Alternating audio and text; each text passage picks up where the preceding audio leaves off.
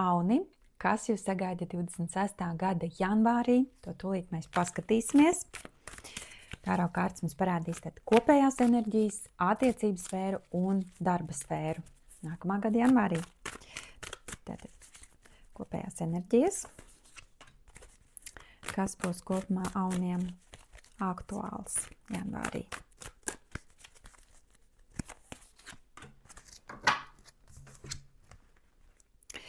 Tā, te mums ir 8 monētas un zobenu bruņinieks.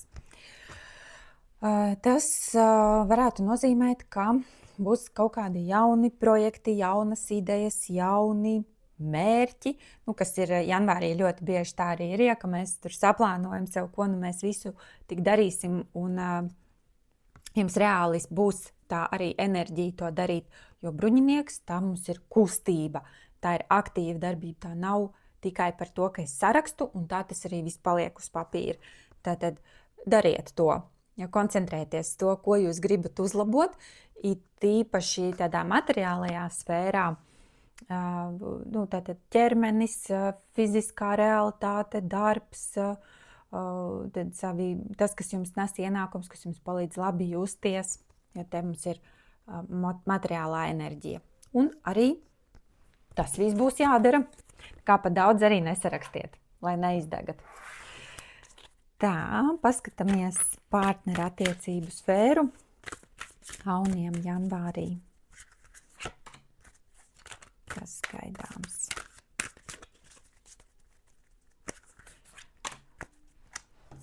Tā.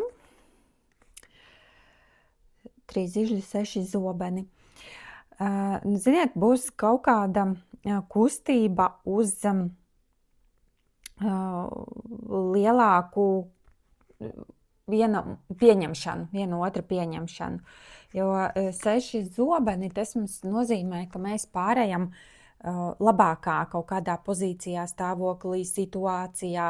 Tad, ja kaut kas šobrīd neapmierina attiecībās, katram, protams, individuāli, jo šis ir tāds kopējais. Tie, kas ir vientuļi, jums ir arī iespēja, ka jūs uzlabojat kaut ko savā dzīvē, bet te ir jādara, lai sanāktu, jo šim ir kustības enerģija, ka mēs esam gatavi uzklausīt otru, ka mēs esam gatavi uzlabot attiecības, un tas arī palīdzēs, jo sešnieks nozīmē, ka no kaut kādas krīzes situācijas, kurā jūs bijāt, vai kaut kas, kur jūs kaut kas neapmierināja, jūs izējat no viņas ārā. Kā ļoti labi kopumā, tas ir, jūs izējat labākā līmenī, uz labāku situāciju nekā šobrīd ir. Darba sfērā auniem, kas būs aktuāls janvārī. Kas sagaida?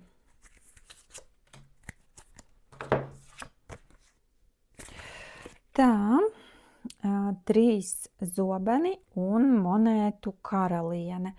Tā, te mums izskatās pēc vadības, jo monētu karalis vai karaliene ļoti bieži parāda mums vadītāju. Ja jūs pati esat vai pats esat kā vadītājs, uzmanieties, lai jūs nenodarat pāri kādam ar saviem vārdiem. Vai arī, jums ir kaut kāda augstāk stāvoša persona, it īpaši sieviete, ja tā ir, tad uzmanieties, lai nav kaut kādas nepatiesas baumas par jums, vai kaut ko, lai nav kur jums piesieties. Ja jūs darat savu darbu, lai tas ir caurspīdīgi, jo te varētu būt, ka kaut kas pret jums pagriežās, kaut kas, ko jūs varbūt esat kļūdījies vai neizdarījis līdz galam, vai kaut ko pateicis ne to, ka tas var pagriezties negatīvi pret jums no kaut kādas sievietes puses, vai vadība kopumā tā varētu būt.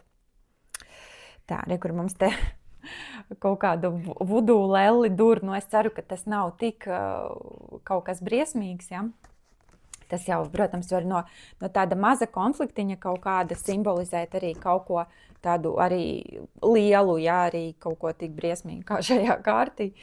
Bet tas atkarīgs tad no individuālās situācijas.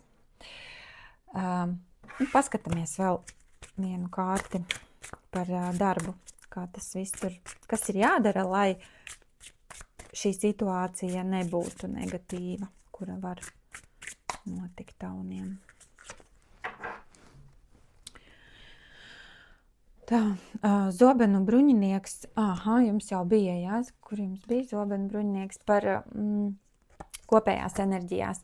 Tas ir tas, ka jums ir, ja gadījumā kaut kas notiek negatīvs darbā, kur jūs tur nepatiesi apvaino vai tur uzkrauj kaut kādus pienākumus, tad tas ir runāt, tas ir aizstāvēt sevi.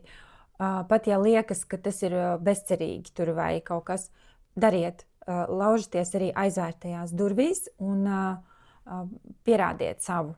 Ja kaut kas darbā ir, tad uzņematies iniciatīvu, aizstāvat, parādat savu viedokli, uzrakstat e-pastu vadītājiem, paskaidrojiet vai izrunājiet. Tad nestāviet klusu, ja kaut kas negatīvs darbā notiek janvārī. Tā, un tad vēl orākula kārtas jums sūta padomu par janvāri. Un tas būs kas? Viss uzlabosies jūsu dzīvē pavasarī. Tad, ja jums janvāris sākas ar kaut kādiem pārbaudījumiem, jums liekas, bāc, kā var būt tik grūti vai kāpēc tā notiek, tad nedaudz ir jāpagaida un pavasarī kaut kas atrisināsies uz labo pusi, vai tas būs attiecībās vai darba sfērām. Tā kā noteikti vēlaties tagad, kad ir šie te enerģētiski spēcīgais laiks, Ziemassvētki taustāvi jaunais gads, vēlaties vizualizējiet, rakstiet, ko jūs vēlaties piepildīt jaunajā gadā, un tad nedaudz pagaidot, ja pavasaris atnesīs vēlmju realizāciju.